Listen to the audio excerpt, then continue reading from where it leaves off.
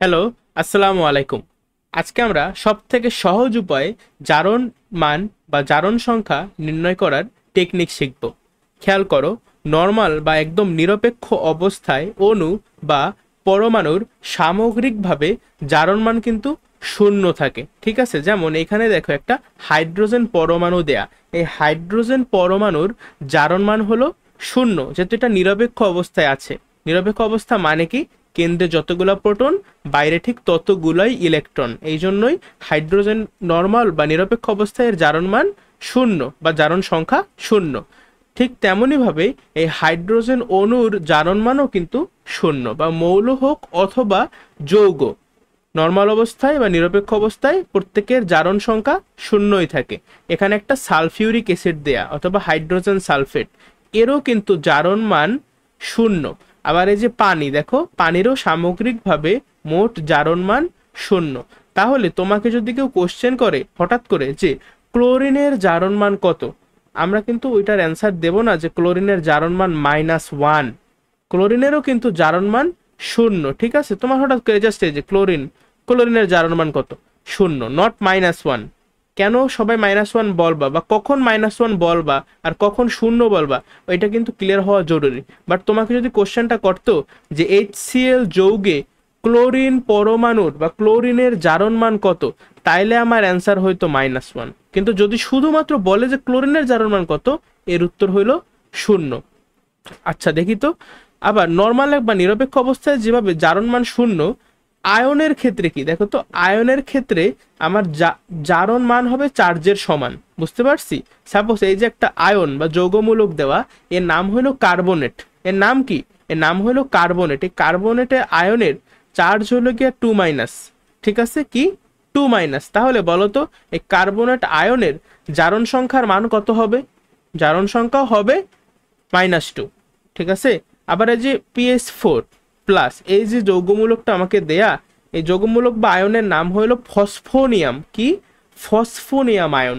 এই ফসফোনিয়ামের চার্জ হলো +1, এই জন্য এর জারণ মান হবে +1। ঠিক আছে, চার্জ যত জারণ মানও তত। ঠিক আছে। আচ্ছা, এখন কি দেয়া? যৌগে উপস্থিত বা যৌগের মধ্যে অবস্থিত মৌলসমূহের জারণ সংখ্যা নির্ণয়। এটা আমার পয়েন্ট, যে নর্মাল অবস্থায় জারণ মান হয় ক্লোরিন।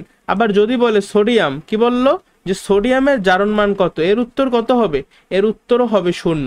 কিন্তু যদি বলতো যে সোডিয়াম ক্লোরাইড এই যৌগে, আচ্ছা বলতো সোডিয়াম ক্লোরাইড যৌগের জারণ মান কত, যদি সামগ্রিকভাবে যৌগের কথা বলে, এই যৌগের জারণ মানও কিন্তু শূন্য।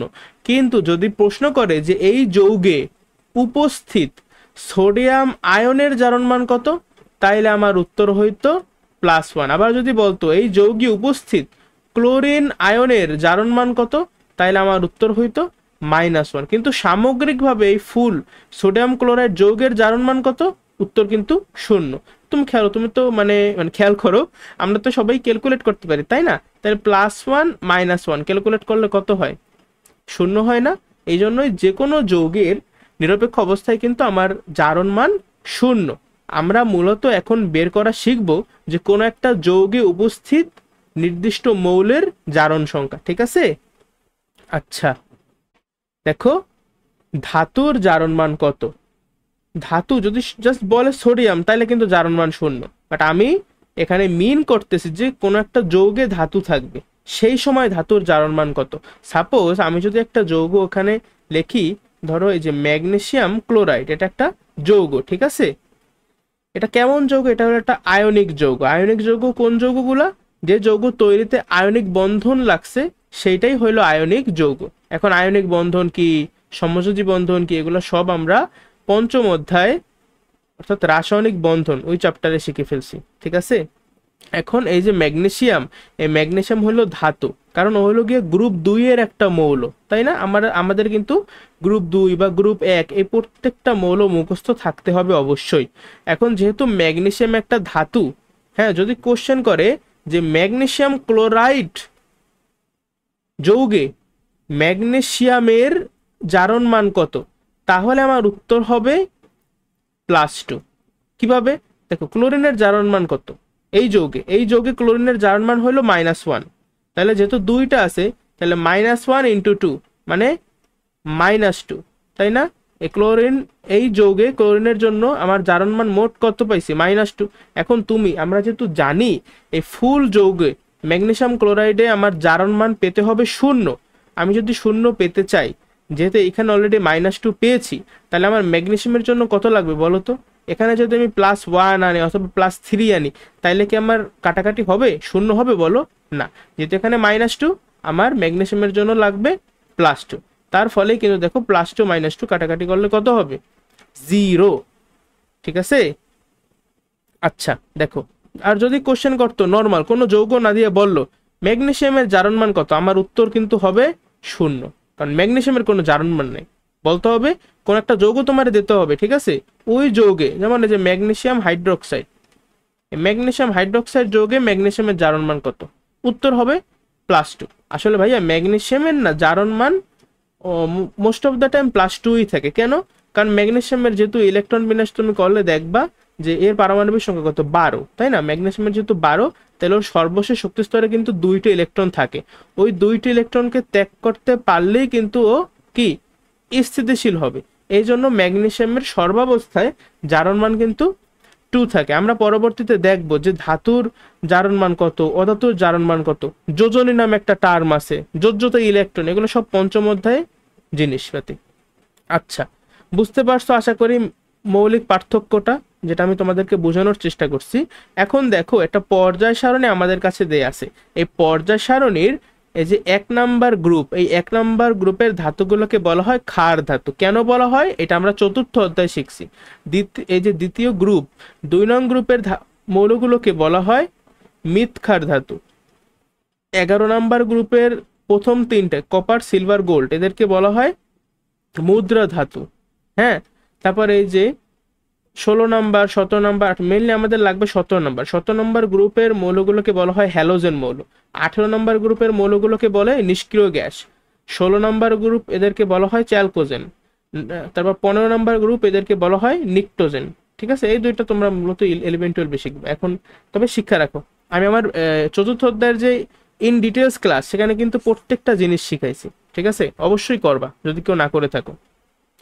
ক্ষার ধাতু, তাহলে ক্ষার ধাতুদের জারণ মান কত? আচ্ছা, আমি কিন্তু মিন করতেছি যে ক্ষার ধাতুটা, হ্যাঁ, যেমন এই যে রুবিডিয়াম একটা ক্ষার ধাতু। আমি কিন্তু এইটা মিন করি না যে রুবিডিয়ামের জারণ মান কত, আমি মিন করতেছি যে রুবিডিয়াম কোন একটা যৌগের মধ্যে আছে। হ্যাঁ, সাপোজ যৌগটা হইতে পারে কত হতে পারে? রুবিডিয়াম অক্সাইড হইতেই পারে। হ্যাঁ, চিন্তা করো, রুবিডিয়াম অক্সাইড। ঠিক আছে? এখন আমরা যখন একটু এই যে রুবিডিয়াম অক্সাইডের সংকেতটা হবে এরকম, ঠিক আছে, Rb2 অক্সিজেন। এটা কেন? যেমন আমরা জানি যে অক্সিজেনের যোজনী হলো গিয়ে 2, এই অক্সিজেনের যোজনী রুবিডিয়ামের পাশে থাকবে, আর রুবিডিয়ামের যোজনী হলো গিয়ে 1, এটা অক্সিজেনের পাশে থাকবে। এটা কিন্তু রাসায়নিক বন্ধন চ্যাপ্টারে আমি তোমাদেরকে শিখাইছি। ঠিক আছে? এখন দেখো তাহলে এই যে যৌগটা, এই যৌগে রুবিডিয়ামের যোজনী কত? +1। এই জন্য যেহেতু এখানে রুবিডিয়াম আছে 2টা, তাহলে সামগ্রিকভাবে রুবিডিয়ামের যোজনী হয়ে গেছে +2, আর অক্সিজেন আছে 1টা, আর এর যোজনী কত? -2। যোজনী তো না, আমি অ্যাকচুয়ালি জারণ সংখ্যা বা জারণ মানের কথা বলতেছি। -2, তাহলে আছে 1টা, তাহলে -2 অক্ষে -2। দেখো +2 -2 কাটাকাটি করলে কিন্তু সামগ্রিকভাবে রুবিডিয়াম অক্সাইড এই যৌগটার জারণ মান হবে 0। এটাই তো হওয়ার কথা, তাই না? তাহলে ওই সেন্সে বলতে গেলে ক্ষার ধাতুগুলোর জারণ মান কত? +1। মৃৎক্ষার ধাতুগুলোর জারণ মান কত? +2। প্লাস কেন? কারণ এরা ইলেকট্রন ত্যাগ করবে সবাই। ও ক্ষার ধাতুগুলো 1টি ইলেকট্রন ত্যাগ করবে, আর মৃৎক্ষার ধাতুগুলো 2টি ইলেকট্রন ত্যাগ করে স্থিতিশীলতা অর্জন করবে। যেহেতু এদের সব থেকে আউটার শেল, সর্ববহিস্থ শক্তি স্তরে 2টি ইলেকট্রন আছে, এই জন্য এরা 2টা ইলেকট্রন ত্যাগ করে, গ্রুপ 2 এর মৌলগুলা। আবার এই যে হ্যালোজেন, দেখো হ্যালোজেন 17 নাম্বার গ্রুপের মৌল, এরা কি ইলেকট্রন গ্রহণ করবে নাকি ত্যাগ করবে? অবশ্যই 1টি ইলেকট্রন গ্রহণ করলেই তো এরা নিষ্ক্রিয় গ্যাসের মতো ইলেকট্রন বিন্যাস অর্জন করতে পারবে। এর জন্য যেহেতু ইলেকট্রন গ্রহণ করবে, মানে এরা মাইনাস হবে, এজন্য মাইনাস। কয়টি ইলেকট্রন গ্রহণ করবে? 1টা, এই জন্য হ্যালোজেন সমূহের জারণ মান হইল -1। আর নোবেল গ্যাসের জারণ মান কত বলো তো? নোবেল গ্যাস, নোবেল শুনলে আমার নোবেল ম্যানের কথা মনে পড়ে। তোমরা কি কেউ নোবেল ম্যানের গান শুনছো? কমেন্টে জানাই দাও তো। এই যে নোবেল গ্যাস মানে 18 নম্বর গ্রুপের মৌলগুলা, এদের জারণ সংখ্যা বা জারণ মান হইল অবশ্যই 0, কারণ এরা তো কারোর সাথে বিক্রিয়াই করেন, এরা অলরেডি স্থিতিশীল অবস্থায় আছে, তাই না? এর জন্য এদের জারণ মান 0। আচ্ছা, এরপরে খেয়াল করো আমাদের কিছু যৌগ দেয়া, মূলত আমাদের পরীক্ষায় যেটা লাগবে কিছু যৌগ দিয়ে বলবে যে অমুকের জারণ মান নির্ণয় করো। সাপোজ এখানে একটা ফসফেট দেয়া, হ্যাঁ, এই ফসফেটের জারণ মান কত। দেখো নর্মাল অবস্থায় আমাদের যদি একটা যৌগ থাকতো যে H2SO4, H2SO4 এর মোট জারণ মান কত, মোট জারণ মান কিন্তু 0। কিন্তু এই যে ফসফেট দেয়া ভাইয়া, এই ফসফেটের জারণ মান কিন্তু 0 না, কারণ ফসফেট কিন্তু দেখো চার্জ আছে -3। অর্থাৎ এই ফসফেটের মোট এই যৌগটার সামগ্রিকভাবে জারণ মান কত বলো তো? অবশ্যই অবশ্যই -3। কারো কোনো সন্দেহ আছে? এই ফসফেটের মোট এই যৌগটার জারণ মান কত হবে? -3, চার্জের সমান হবে, তাই না? এখন আমাকে বলছে যে ফসফরাসের জারণ মান কত, অর্থাৎ আমি কিন্তু ফসফরাসের জারণ মানটা জানি না, এটা হলো অজানা রাশি। আমরা জানি অজানা রাশিকে কিন্তু আমরা এক্স ধরতে পারি, তাই না? তাহলে ধরি যে ফসফরাসের জারণ সংখ্যা এক্স বা জারণ মান এক্স। তাহলে যদি এক্স হয় তাহলে ফসফরাসের জারণ মান লিখলাম এক্স। ফসফরাস আছে কয়টা? ফসফরাস কিন্তু আছে একটা। তাহলে এক্স এর সঙ্গে গুণ করবা এক, এক্স অক্ষে কিন্তু এক্সই হবে, কারণ আমরা জানি যে একের সঙ্গে তোমরা যেই সংখ্যাটাই গুণ করো না কেন গুণফল কিন্তু সেই সংখ্যাটাই হবে। তো এক্স এর সঙ্গে এক গুণ করলে আমার এক্সই থাকবে। এখন এক্স এর সঙ্গে আমরা যোগ করবো, মানে এই ফসফরাসের মোট জারণ মানের সাথে আমরা এখন যোগ করব অক্সিজেনের মোট জারণ মান। দেখো সিঙ্গেল একটা অক্সিজেনের জারণ মান কিন্তু -2, যেহেতু এরা 2টি ইলেকট্রন গ্রহণ করে এই জন্য -2। বাট অক্সিজেন আছে কয়টা? 4টা। ঠিক আছে, তাহলে -2 এর সঙ্গে 4 গুণ করলে কত হয়? -2, আচ্ছা আমি বিস্তারিতভাবে লিখি, -2 এর সঙ্গে 4 গুণ করলাম। এখন দেখো আমি কি করছি, আমি ফসফরাসের মোট জারণ মানের সাথে অক্সিজেনের মোট জারণ মান যোগ করছি। যোগ করলেই কিন্তু আমার এই মোট যৌগটার জারণ মান বের হয়ে যাবে, তাই না? এর জারণ মান কত? কেউ কেউ ভুল করে এখানে 0 বসাই দেবে, যেটা অবশ্যই হবে না, কারণ এখানে বলা আছে যেটা কিন্তু একটা আয়ন, তাই না? এখানে এর চার্জ কত? -3, এর জন্য এর জারণ মান কিন্তু 0 হবে না, এর মোট জারণ মান হবে -3।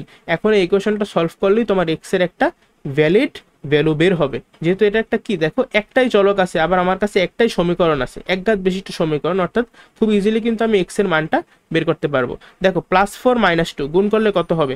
4 × 2 = 8, -8, প্লাস মাইনাসে মাইনাস, -8, এক্স -8 ইকুয়ালস টু -3। তাহলে এক্স এর ভ্যালু কত আসবে? -8টা পক্ষান্তর করে অন্য পাশে চলে গেলে হবে +5, অর্থাৎ এক্স এর ভ্যালু কত আসলো? +5। আর এক্স আমি ধরছিলাম কাকে? এক্স এর পরিচয় কি? ফসফরাসের জারণ মান। অতএব ফসফরাসের জারণ মান উক্ত যৌগে কত? +5। ঠিক আছে, H2SO4 এইটা সব থেকে কমন আর সবাই পারে। যে সালফার ধরি, সালফারের জারণ মান এক্স, আর এই মোট যৌগটার জারণ মান কত হবে? এটা তো কোনো আয়ন না, এটা কিন্তু নিরপেক্ষ একটা যৌগ। তাহলে এর সামগ্রিকভাবে মোট চার্জ হবে, সরি, বা মোট কি বলে জারণ মান হবে 0, যেহেতু এর কোনো চার্জ নাই। দেখো তাহলে হাইড্রোজেনের জারণ মান কত? +1, আছে কয়টা? 2টা, তাহলে +1 × 2। তারপর এই গেল আমার হাইড্রোজেনের মোট জারণ মান। এই হাইড্রোজেনের মোট জারণ মানের সঙ্গে আমরা এখন যোগ করব সালফারের জারণ মান। কিন্তু ভাইয়া সালফারের জারণ মান তো তুমি জানো না, এইটাই তো তুমি বের করতে চাও। আচ্ছা, আমি তো সালফারের জারণ মান এক্স ধরছি, তাই না? এই জন্য আমরা এখানে এক্স বসাবো। দিকে গেল কিন্তু সালফারের জারণ মান। এখন সালফারের জারণ মানের পর অবশিষ্ট আছে অক্সিজেনের জারণ মান, তাহলে সেইটাও আমরা এখন যোগ করব। একটা অক্সিজেনের জারণ মান -2, অতএব 4টি অক্সিজেনের জারণ মান কত মোট? আচ্ছা আমি লেখাই করাই, -2 × 4। এখন আমি আলাদা আলাদাভাবে প্রত্যেকটা মৌলের জারণ মান যোগ করলে মোট এই কিন্তু যৌগটার জারণ মান বের হয়ে যাবে। মোট যৌগটার জারণ মান কত? যেহেতু এটা কোনো আয়ন না, তাহলে এর মোট জারণ মান হবে 0। এখন এই ইকুয়েশনটা আমরা সলভ করব। কত সহজ দেখো তো, এক্স এর ভ্যালু কত আসে? 8 - 2 মানে 6 বা +6। তাহলে সালফারের জারণ মান কত? +6। কত ইজি। লাস্ট পেজ আজকের। দেখো তোমরা নিজেরা চেষ্টা করো, তারপর আমার সাথে মিলাবা, ঠিক আছে? সালফারের জারণ মান আমরা আবার এক্স ধরবো। আর এই যৌগে কপারের জারণ মান কত? দেখো এই কপারের আমরা পঞ্চম অধ্যায় যারা করছি, পঞ্চম অধ্যায়তে কিন্তু কি বলে যোজনীর একটা চার্ট দেয়া ছিল, সেখান থেকে আমরা জানি যে কপারের যোজনী +1 মানে প্লাস তো না, 1ও হইতে পারে আবার 2 হইতে পারে, ঠিক আছে। যোজনী কি কি, যোজনী কিন্তু প্লাস মাইনাস হয় না, যোজনী শুধুমাত্র একটা সংখ্যা, 1ও হইতে পারে 2 হইতে পারে। এখন এই যৌগটার ক্ষেত্রে কপারের যোজনী হইল 1।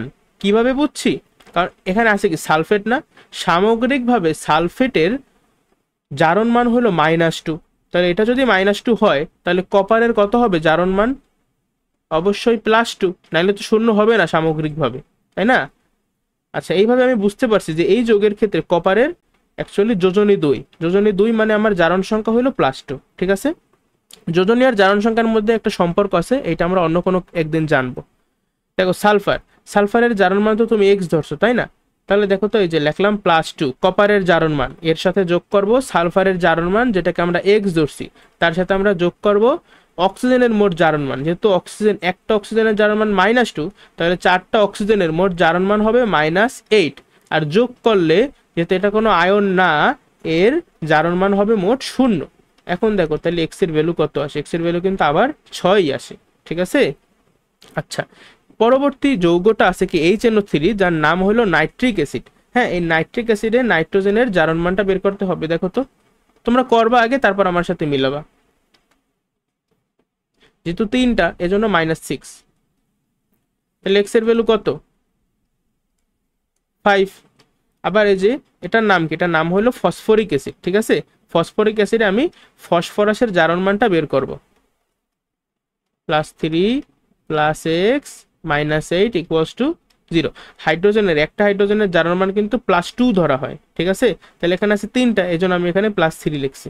তাহলে x এর ভ্যালু কত, +5, ঠিক আছে। প্লাসটা লেখলেও হয়, না লেখলেও হয়, তবে প্লাসটা লেখো, স্যাররা একটু খুশি হয়, ঠিক আছে। প্লাসটা লেখো। এরপরে আছে ম্যাঙ্গানিজ ডাইঅক্সাইড, ঠিক আছে। ম্যাঙ্গানিজ, একটা ম্যাঙ্গানিজ 2টা অক্সিজেন, এজন্য আমরা বলতেছি 2 মানে ডাই অক্সাইড, ম্যাঙ্গানিজ ডাইঅক্সাইড, ঠিক আছে। এই যৌগের দেখো তো ম্যাঙ্গানিজের জারণ মানটা আমাদেরকে বের করতে বলা হয়েছে, তাহলে এটার আমরা x ধরবো, এর সঙ্গে যোগই করবা অক্সিজেনের মোট জারণ মান। যেহেতু একটা অক্সিজেনের জারণ মান -2, এখানে আছে 2টা অক্সিজেন, অর্থাৎ -2 × 2 মানে -4, ঠিক আছে। প্লাস ম্যাঙ্গানিজের জারণ মান যোগ অক্সিজেনের মোট জারণ মান। এখন এই দেখো প্লাস মাইনাসে কিন্তু আমার মাইনাস থাকে, ঠিক আছে। আমি একেবারে একসাথে রেখে দিতে আসি, প্লাস মাইনাসে মাইনাস সমান সমান মোট ম্যাঙ্গানিজ ডাইঅক্সাইডের জারণ মান কত, অবশ্যই 0। তাহলে x এর ভ্যালু কত, +4। তাহলে ম্যাঙ্গানিজের জারণ মান কত, +4।